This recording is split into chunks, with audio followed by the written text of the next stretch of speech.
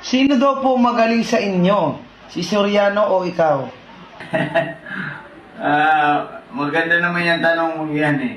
Wala naman magaling sa amin ni Soriano. Si Soriano ay isang alipin ng Diyos yan. At ako rin ay alipin ng Diyos. Walang magaling kundi ang Diyos.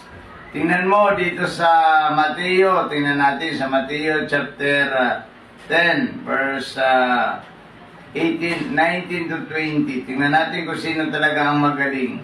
Kapag nililitis kayo, huwag kayong mabalisa tungkol sa sasabihin ninyo o kung paano ninyo sasabihin.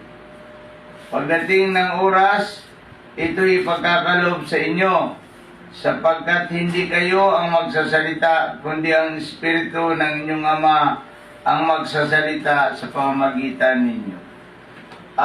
Kaya walang mahusay na preacher, walang mahusay na lingkod ng Diyos na siya ang mahusay, kundi ang tunay na lingkod ng Diyos ay nagtitiwala sa Panginoon. Kaya wala naman mahusay dito eh.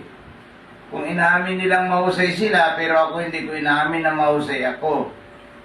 Nasasagot ko lang ang mga katanungan dahil sa ito hinihingi ko sa Diyos na ang Panginoon ang magsalita at hindi ako, kasi pag ako nagsalita ay hindi magandang sasabihin ko, kundi samahan ako ng Espiritu Santo upang siya ang magsalita para sa ating lahat. Joel, walang magaling kundi ang Diyos.